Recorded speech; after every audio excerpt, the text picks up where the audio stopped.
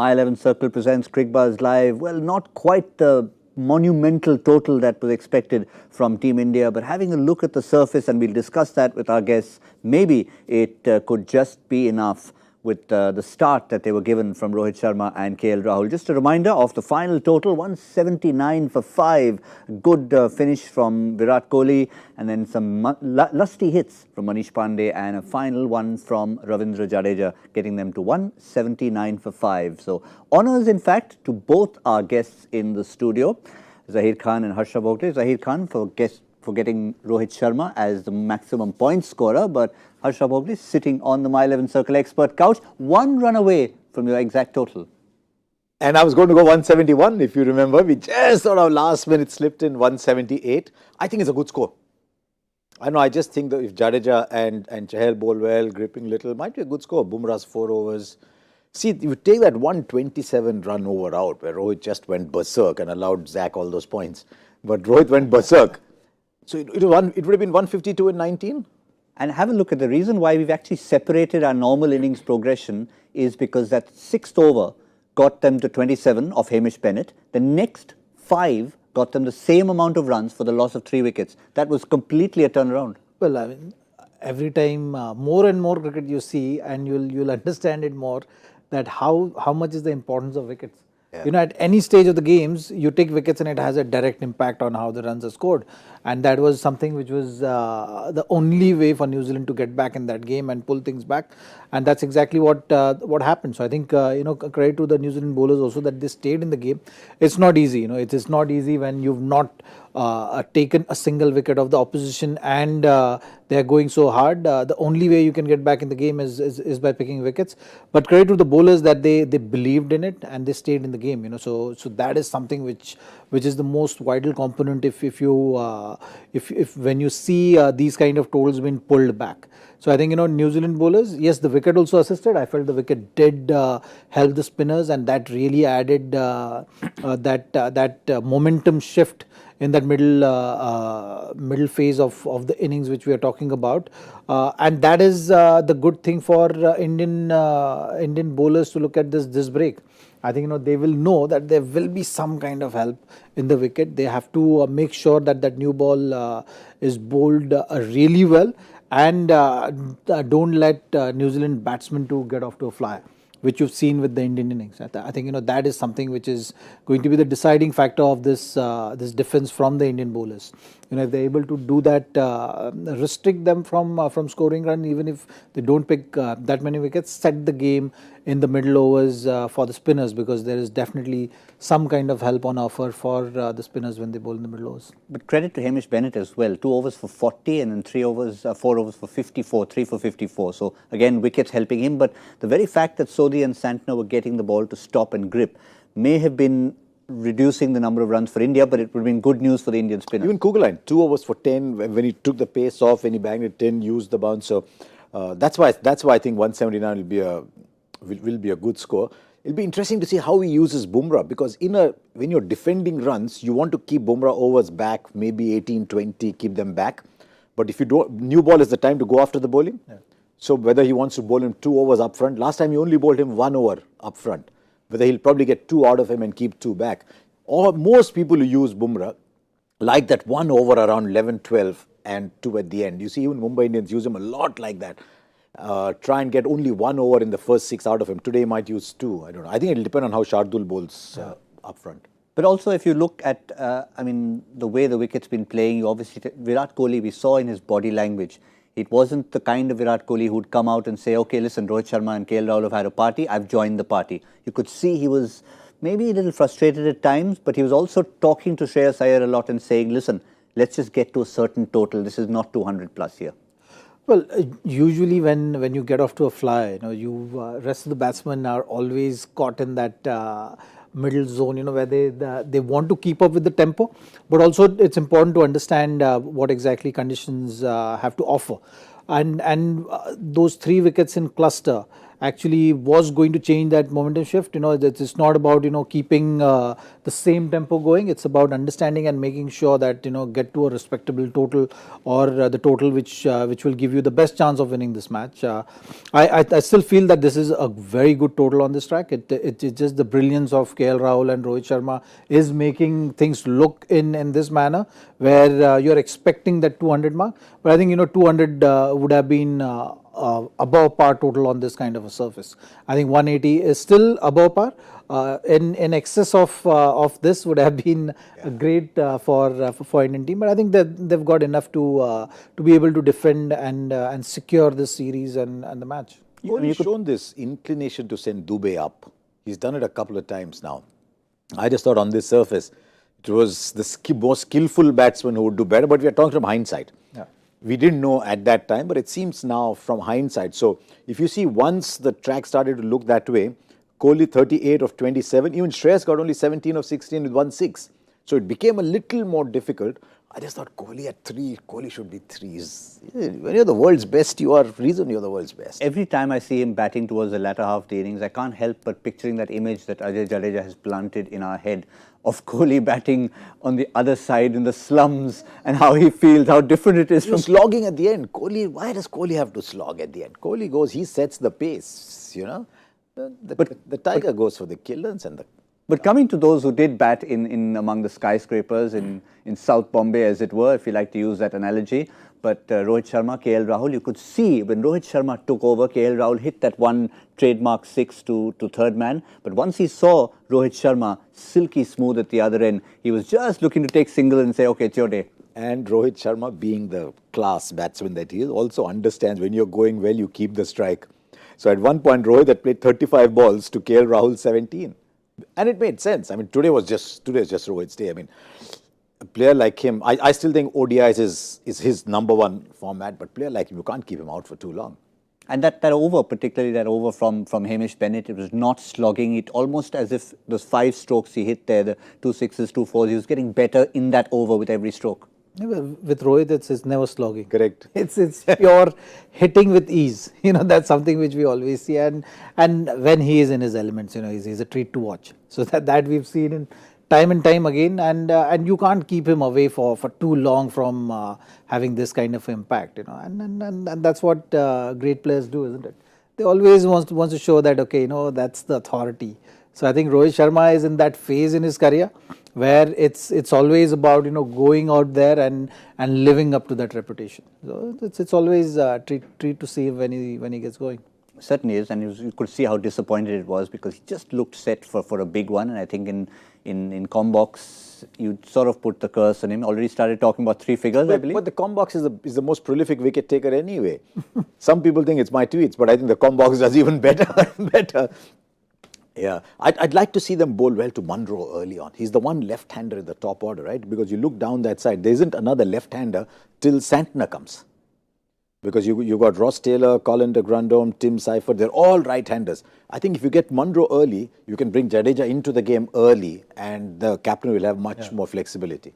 And of course, Colin de Grandhomme, listening to Simon Doolan commentary, he said, who's this? I don't even recognize him. He hasn't bowled for so long. And sure enough, he comes in, golden arm, first over wicket. Yeah, true. But he bowled, 2 overs, right? Yeah, but I think that's his role. His job is to come in. That's his role, bowl 2-3 overs. It'll be interesting to see how he does going in at number 4. Whether they'll want to have a more pedigreed batsman. They want a Ross Taylor early to get set to finish the chase. That we'll have to wait and see.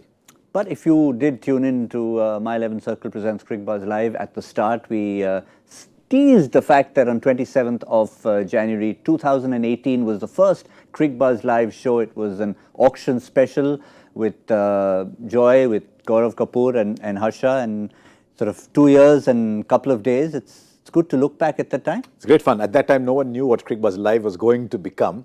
It started with a Facebook Live. Remember, Crickbuzz started with Facebook Live. It became Crickbuzz Live. And the interesting thing was, what do you do when you have no footage? Is there a non-live programming option? And so we said, we'll just have fun and chat.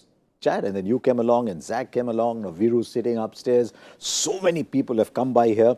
But at heart, it's remained 3 people sitting together and chatting and let people listen. So we've actually done a radio on Crickbuzz. It's great fun. I remember listening here, somebody was mentioning, one day I was listening to Harsha on radio in Australia, driving down from Brisbane to the Gold Coast, and somebody said the secret to a good program where you're not interrupting it with footage, and radio obviously there is no footage, you're listening, is to eavesdrop on a conversation. And I think that's what it has been, eavesdropping. Exactly. I think the best part is you watch the game and you talk about the game. Yeah. And keep it as simple as possible. It's just about what you're finding from the game, and that's the best part. That's what I love. There are no interruptions. There is we've created red table as well. Red table is something which got to bring it back for this year's IPL maybe. Yeah. So yeah, I've had a great time since the time I've started. I think not the first show. I missed the first show, but from second show onwards, I was there from the review of that auction. Review of the IPL season, and thoroughly enjoyed it. And then he ditched us, so he can't come at this That's IPL. good. Selectors have to look out and pick. He's got back to being that other guy he used to be, that fast bowler and coach and all this. Yeah, the red table also used to be under threat because for some reason Gaurav Kapoor felt that he wanted to take it home. He did. Eventually, he took it home, I think. I know. It's just we need to keep it glued so he doesn't take it away. But it's not just all of us who are part of this conversation. It's so many of you who have joined in the conversation, and as a result of which you've shown your love, and we thank you for that. So in these 2 years, we've just picked a few of your reactions, and I think this just says it all. Never before have the pre, mid and post been so interesting. Almost feels like three friends are talking. That last very line, little jargon thrown around. So if you've noticed, among the three friends, we got different kinds of people. So today we had a Bumrah masterclass because you had someone who understands that. Then you've got Joy who comes and tells the quirkiest stories in the world. Sometimes I look at Joy and say, Joy, did you really say that? So that's good fun, yeah. And you can have a look at this, someone who's in South Korea and didn't have TV, and therefore what's the best way? So wherever in the world you are, you don't have to be in South Korea, you could be in India. And this one I'm going to get Harsha in it, going the Warren Buffett way now. Why does Warren Buffett use a cell phone? Probably does. I'll tell you why I use a cell phone, because I'm looking at the CricBuzz app on it all the time. So it's just so I'm looking at the numbers, so yeah. And I like the way you finished with the Raging Bookshelf. That was another interesting handle. It's a pity you guys only go on for 30 minutes, but I think that's the beauty of it all. You keep it going. We could go on for much longer, and I think that's the beauty of our conversation. I remember last year, this was the year of CricBuzz Live, I'm walking in St. James Park in London, and there's this kid who comes running after, and his mother's with him. And she says, look, I'm sorry, but I don't know who you are. But my kid's saying he wants to say hello. And I said, hello. He said, CricBuzz Live! I said, I did 25 years of television, man. CricBuzz Live. So it's interesting how it goes along after a while. I think there's a slot for a program like this. But I think the beauty of it is, and Harsha didn't mention any of those stories. He mentioned someone's son who came and said that. But we've had situations where someone comes and says, oh, my mother's a great fan of yours. But also, again, coming back to saying people of all generations are now adapted to this format. And they listen. It's about consuming the content, isn't it? And we differentiate in a way from others. Where we keep it very casual and candid. And I think that's the best part for me, because you're not put in a structure of saying things. You can actually speak your mind out and talk about the game beyond what most people can say it, or look at those finer points which can be missed by many just because of a particular structure. So that's something which I really enjoy, where I feel that freedom to express and look at those things which are like the heavy roller. I think they're using a heavy roller. Okay, maybe they're using a heavy roller. Yeah, that's again where the jargon comes in. But yes, it's unfortunate that we can only have 3 seats on the studio. Some of us are on the My Evelyn Circle expert couch. Yes. Others on I know it's hurting couch. you, but you can keep saying it. I know it's hurting you. When was the last time you got this? We'll have to pull out the archives. To find out where that was. But the fact is there are so many virtual couches and virtual chairs for all of you. So the message to everyone on #CricBuzzLive, keep the family growing, because you're all very much a part of us. But we won't forget that we are actually chatting candidly, yes, about today's game. 180 is what New Zealand have to get, having won the toss. So I think it's going to be really about so much up to the likes of Jasprit Bumrah and the spinners to try and pull things back. Martin Guptill, Colin Munro have given New Zealand good starts but haven't gone on. Kane Williamson showed his wares in the first match, not in the second. Tim Seifert too has been inconsistent, but I think really it's the backup of the likes of Ross Taylor. Colin de Grandhomme today came up with a wicket. Maybe that'll inspire him to score some runs. He hasn't got anything so far. Yeah. That last was 18 runs, wasn't it? I think in the end that could be the difference. After 6 overs, that's what you're heading to, wasn't it? You want to find out what's... No, the couch is yours. You got time? We got Unless time? you want to give it away. No, I just think 180 is a good score on this. 180 is a good score. I'm thinking 52 for 2. All right, so we normally don't go on for the second one if someone's got it, but if someone gets it spot on, we're not going to have any plus minus. Let's put this, if someone gets it spot on in terms of the 6 over score, we will have the My 11 Circle Expert couch change hands. So 52 for Harsha? 40 for 2. 40 for 2, okay. So 40 for 2 is game over. Game over, yeah. 40 for 2 I think then it's game over. I somehow feel that it's going to be that kind of a game where New Zealand will be out of the game earlier than what is expected. Maybe for them we'll see that batting lineup shift as well. Maybe Grandhomme will be batting bit lower down the order, and from New Zealand's point of view, I think they should be looking to do that change. It will be dependent heavily on the start, and then Kane Williamson is going to hold that key again because he's the only batsman who I see is capable of putting some pressure on the spinners. If he's not there, then I think it's going to be very difficult for New Zealand to My stay. gut feel is they'll attack the new ball because they realize that's when you can score runs with a field in hard ball. If they get away, Guptill and Munro, that's their chance. Get away with attacking the new ball, score 60 in the first 6 overs, then you got chance. All right, so I'm going to go 53 for 1. 53 for 1. I said 52, I think 53. Oh, is it? Wait, 52? Yeah. Okay, then I'll I mean, I know you want this chair badly. We don't have to stick to my... 56 for 1. Okay, Is that okay? Far enough away? 56 for 1. Fair enough. But no, Colin de Grandhomme doesn't have to score because he's not in my team. I couldn't put him. He had been forgotten all about him. So he's not in my team. Don't want him to score. In fact, if you're an Indian, don't want anyone to score at all. But we expect the likes of Munro and Guptill to come hard. That's all we have on this particular show. Once again, a reminder, keep all that coming in 2 years and 2 days. And it's only just the beginning. Thank you, gentlemen, for the moment. 6th over will be when we decide, will the chair change hands? 10th over, Crick Buzz, Combox. And at the end of it all, to wrap things up on late in the afternoon, My 11 Circle presents Crick Buzz Live.